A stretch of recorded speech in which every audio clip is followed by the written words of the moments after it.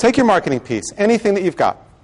Get a blue marker and a yellow marker, blue highlight, yellow highlight marker. Anything that's about you, your facility, your staff, your years of experience, how wonderful the facility looks, it's beautiful, the quality of the nursing care, highlight in blue. Anything that's about the patient, the family, how it's going to make this transition easier, make their lives less stressful, make things move along a little more happily when it wouldn't otherwise, you highlight in yellow. I can tell you without seeing any of your materials, the dominant color on your materials is going to be what? Blue. Here's the strategy. You ready? If you turn blue to yellow, yellow turns to green. That's right. Yellow turns to green. It's turn blue to yellow, yellow turns to green. So I'll give you an example.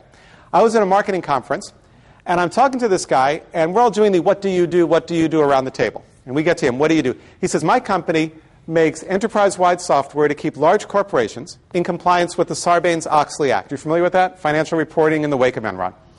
So do you have a large market? Oh, huge marketing budget. Did you bring anything with you? Oh, yeah, and he pulls out. He's got full-page ads in Fortune, Forbes, Financial Times, IBD, everything. But his ads are a bulleted list of all the reports that it produces, which we call a feature puke.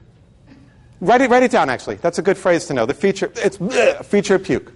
The bulleted list, like, and you have one of these on your materials as well. You know, it's bullet, 24-hour care, on-site medical staff, bullet, but it's all about you. It's blue marker stuff. I said to him, well, who needs this software? It says CFO, CIO, and CEO. Why do they need it? Keep them in compliance with Sarbanes-Oxley.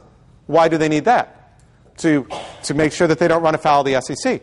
Why do they want that? So they don't get brought up on charges. Why don't they want that? They don't want to go to trial. Why don't they want that? They don't want to be found guilty. And finally we get to it. Why don't they want to be found guilty? Because they don't want to, say it, go to jail. These are the husbands of the day women tennis players. They're not going to last 5 minutes in prison, face it, right? So I said to him, why don't you do this?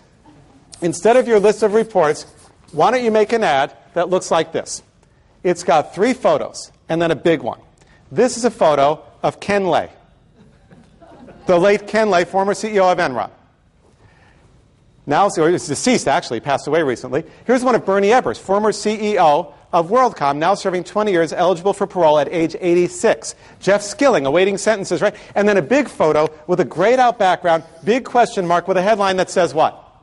You. Yeah, are you next, right? Now, walk with me to the edge of the abyss. Instead of that, suppose we have an ad with not 4 photos, but just one giant photo of a 6'7", bald, tattooed, muscular, Hell's Angels biker-looking guy with a headline that says, meet your new roommate for the next 15 to 20 years.